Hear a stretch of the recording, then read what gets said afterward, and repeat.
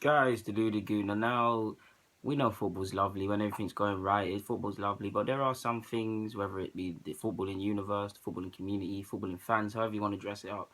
There's certain things that really grind my gears and annoys me, like really grinds my gears, and I find it quite annoying. So here it goes. Firstly, the geniuses. You'll always hear me talk about geniuses.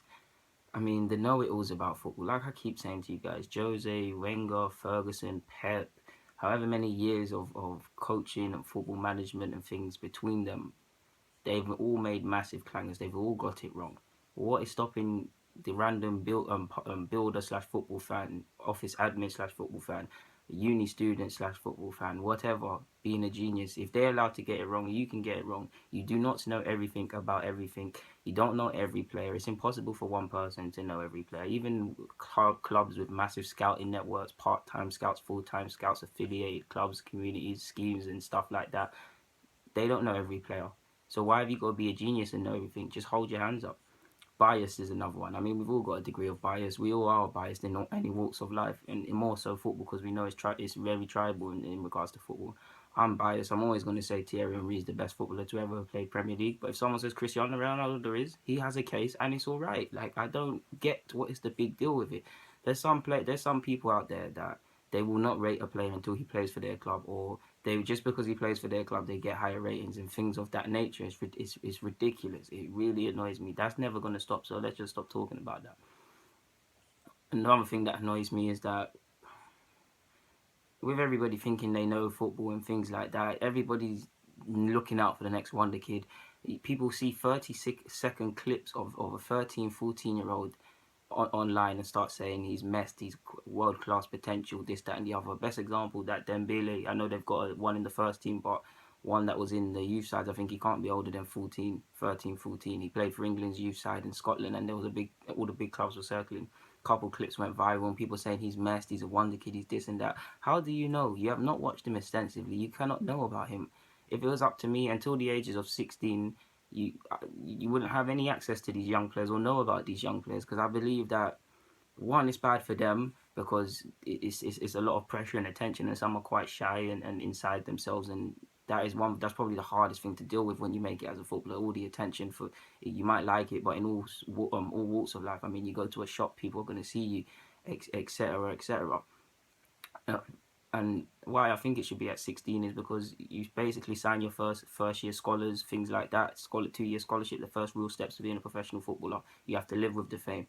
These kids, some of them are not going to be footballers. It's not fair on them. They just allow them to develop. I mean, on the flip side as well, it's not just the fans, it's them as well. You're letting players are starting to think they've made it already. They've turned up just because these little kids are in their DM saying how many retweets for some free merchandise or whatnot, or they're playing for Arsenal, Chelsea, United, biggest clubs, some of the biggest clubs in the Premier League and in the world. Anyone would love to be playing on that, feeling like gods. So that's one thing that I really hate, that really annoys me.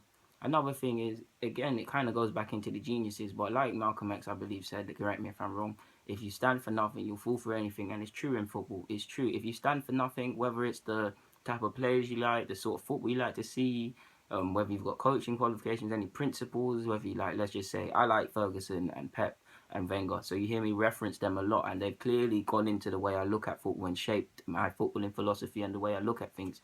So that is what I stand for. In short, I mean, there's more, but in short, that's what I stand for. So if someone says certain things to me, if I agree, it's because I've critically analysed what they're saying. I might not necessarily agree, or I might not disagree, but I can see where they're coming from. I don't take it for gospel. Sadly, and it's not their fault. Most you shouldn't have to look at football as deeper. I love football and have an unhealthy obsession, so I do it. But most people see football at face value, so they'll believe anything. How many times have you seen opinions flip and flop and flip and flop and flip and flop between clubs, players, etc., etc.? There's nothing wrong with changing your opinion when the evidence has presented itself. I mean, that's common sense. Cristiano Ronaldo wasn't one of the once upon a time was just a winger who overplayed the ball and lost it a lot, and he was a good player, but he was never nowhere near the world's best. Now he is. Iker Casillas would have walked into any side in the world at one point. Now he won't. This is how football is. Football changes. And while we're on that, another thing, and basically covered it, but it's the opinions. It's ridiculous.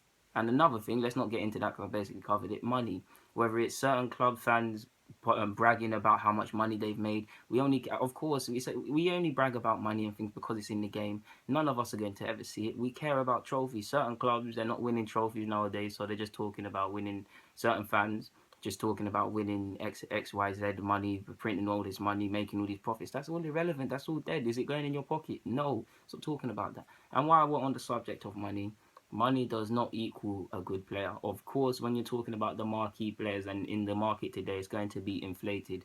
But splashing money and whatnot does not guarantee success or a good player. This is what some people fail to understand. I'm a big fan of scouts do your job. Like, if in an ideal world, I would love scouts to go and do the Arsenal scouts and do their job properly because we're always missing out on players, especially in our backyard like France.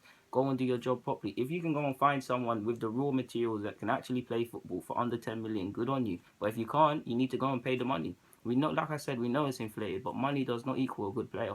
Look how much people turned up their nose to Holding. He's not the finished product, but let's just take him for example. How much people turned up their nose to Rob Holding last year, and now they're like, oh, it's only 2 million. What a steal! How did Wenger do that when Stones cost 50 million?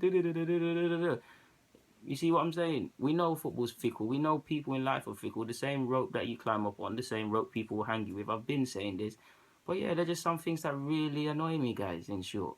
If I ever find a lot of things that annoy me in regards to football, I'll come back with another one. But I thought I'd just share this with you guys. Thank you for watching. Signing out. Follow me on my socials. Comment. You guys know the rest. I'm out.